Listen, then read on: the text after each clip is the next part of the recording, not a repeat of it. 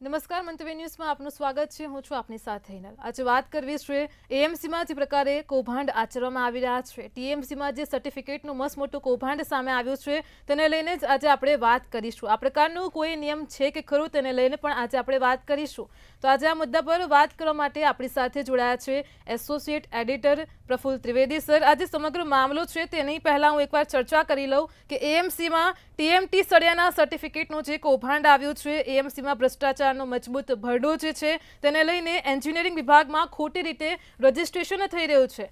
ખાસ તો પ્રફુલ સર તમે જણાવશો કે એએમસીમાં જે ઇસ્યુ થઈ રહ્યા છે, જે ખોટા સર્ટી અંગે છે તેને લઈને શું ખુલાસો છે, શું છે તમારી પ્રતિક્રિયા? જેનલ અમદાવાદ મ્યુનિસિપલ કોર્પોરેશનને ભ્રષ્ટાચારે ભરડો લીધો છે. કેટલાક ખાતાઓ છે એ તો કુખ્યાત છે, એન્જિનિયરિંગ છે, ટીડીઓ છે, એસ્ટેટ છે, હેલ્થ છે, સોલિડ વેસ્ટ છે, ટેક્સ છે. આ ખાતાઓમાં ટેબલે ભ્રષ્ટાચારની બૂમો પડે છે. એમાં પણ એન્જિનિયરિંગ ખાતામાં ટીએમટીના સરિયા બનાવતી કેટલીક કંપનીઓ સહિત બીજા ઉત્પાદકોને પણ આ જ પ્રકારના જે સર્ટિફિકેટ છે ઇસ્યુ થઈ ગયા છે કે જે સર્ટિફિકેટ ઇસ્યુ કરવા માટેનો કોઈ નિયમ જ નથી.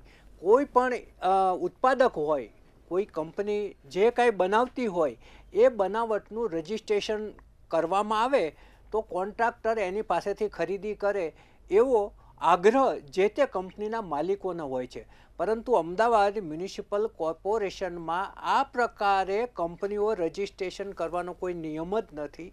આમ છતાં ટીએમટી સરિયા બનાવતી કંપનીઓ સહિત કેટલાક ઉત્પાદકોને બારોબાર કમિશનરે જે નિયમ નથી બનાવ્યો કે કમિશનરને કદાચ પૂછવા પણ નથી ગયા અને બારોબાર આ પ્રકારના સર્ટી ઇસ્યુ થઈ ગયા છે. અને આ ઇસ્યુ થયેલા સર્ટિફિકેટો છે એ સોશિયલ મીડિયામાં ફરતા થતાં આ આખું કૌભાંડ છે સપાટી ઉપર આવ્યું છે. આવી બે કંપનીઓના સર્ટિફિકેટ અમારી પાસે આવ્યા છે જે આપ અત્યારે સ્ક્રીન ઉપર જોઈ રહ્યા છો. જેમાંની એક કંપની છે German green steel power limited. Ahmedabad પાલડીની અંદર આ ચાલતી કંપની છે. નામ હું ફરી બોલું છું, German green steel end power limited. બીજી કંપની છે ગ્રેલેન્ડ ઇસ્પા લિમિટેડ. આ ભચાઉ કચ્છની કંપની છે ગેલેન્ટ ઇસ્પાટ લિમિટેડ. આ બંને કંપનીઓના જે સર્ટિફિકેટ છે સોશિયલ મીડિયામાં ફરતા થયા છે. આવા કેટલાક સર્ટિફિકેટોની નકલો અને એ સાથે એક કોઈએ કરેલી અરજી જે સિટી એન્જિનિયર છે હરપાલસિંહ ઝાલા, એમના ટેબલ ઉપર આવતા એમણે ખાતાકીય તપાસ ચાલુ કરી છે અને આમાં કેટલું ખોટું થયું છે એ શોધવાના પ્રયત્નો પણ ચાલુ કર્યા છે. કદાચ આવતીકાલે આ આખોય મુદ્દો મ્યુનિસિપલ કોર્પોરેશનના વિજિલન્સ વિભાગ પાસે પણ જશે. હરપાલસિંહ ઝાલા છે એ એક અનુભવી એન્જિનિયર છે એટલે એમણે પહેલી જ નજરે જોઈ લીધું કે આમાં ખોટું થયું છે. કારણ કે સરકારી કોઈ પણ પત્ર ઇસ્યુ થાય એના પર આઉટવર્ડ નંબર હોય, એ આઉટવર્ડ નંબર આ કંપનીઓને રજિસ્ટર સર્ટિફિકેટ આપ્યા એમાં ક્યાંય દેખાતો નથી. અને આ જે સર્ટિફિકેટ ઇસ્યુ થયા છે એની નીચે એડિશનલ એન્જિનિયર જિગ્નેશ શાહની સહી હોવાનું બહાર આવ્યું છે. આ જિગ્નેશ શાહે કરી છે કે નહીં એ આવશે ત્યારે ખબર પડશે, પરંતુ જિગ્નેશ શાહની જેવી જ સહી છે, સહી એક્યુરેટ હોય એવું દેખાઈ રહ્યું છે. જુદી જુદી તારીખે આ સર્ટિફિકેટ છે એ ઇસ્યુ થયેલા છે. હાલ જે આ એડિશનલ એન્જિનિયર છે એ પ્રવાસે હોવાથી એની પૃચ્છા થઈ શકી નથી. એ એલટીસીના પ્રવાસ ઉપર ગયેલા છે. હવે આવે ત્યારે વધારે વિગતો બહાર આવશે અને તપાસનો દોર આગળ ચાલશે. આ અંગે અમે હરપાલસિંહ ઝાલાની પૃચ્છા કરી તો એમણે કહ્યું કે હા, આવી ફરિયાદ મારી પાસે પણ આવી છે અને આ છે એ બોગસ સર્ટિફિકેટ છે અને આ અંગે મેં તપાસ ચાલુ કરી છે એવી એમણે કબૂલાત કરી હતી. અને આ જે એના વિભાગ છે એડિશનલ એન્જિનિયરનો, એની અંદર આજે આ વિગતો બહાર આવતા હલચલ મચી ગઈ છે. જી, જી પ્રફુલ્લ સર, એએમસીમાં ટીએમટીમાં આ જે પ્રકારે સળિયાનું જે મસ્ત મોટું કૌભાંડ બહાર આવ્યું છે, કૌભાંડનો જે વરડો ફેલાઈ ગયો છે, ખાસ કરીને એન્જિનિયરિંગ વિભાગમાં ખોટી રીતે રજીસ્ટ્રેશન થઈ રહ્યું છે, તો શું આ પ્રકારે કોઈ નિયમ છે કે ખરો? તેને લઈને તમારું શું કહેવું છે? નથી, આવો નિયમ કોઈ છે જ નહીં, આવો જીઆર પણ નથી. હા, રાજ્ય સરકારને એ લોકો ચોક્કસ ફી લઈ અને આવું રજિસ્ટ્રેશન આપતા હોય છે, પરંતુ અમદાવાદ મ્યુનિસિપલ કોર્પોરેશનમાં આવી કોઈ જ જોગવાઈ નથી. આમ છતાં આ સર્ટિફિકેટ છે એ ઇસ્યુ થઈ ગયા છે અને એમાં કોઈ નાનો મોટો અધિકારી નથી. એડિશનલ એન્જિનિયરની સહી છે અને સિક્કો પણ છે.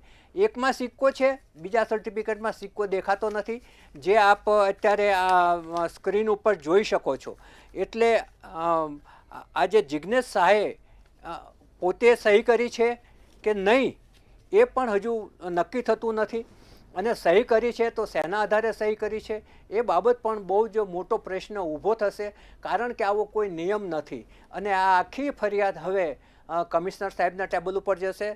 બચ્ચાનિધિ પાની છે એ આ બાબતમાં અત્યંત સંવેદનશીલ કમિશનર છે, અને એ પણ આ બાબત જ્યારે સામે આવશે ત્યારે એ પણ કડક પગલાંની જ સૂચના આપશે એવું ચોક્કસપણે જણાઈ રહ્યું છે.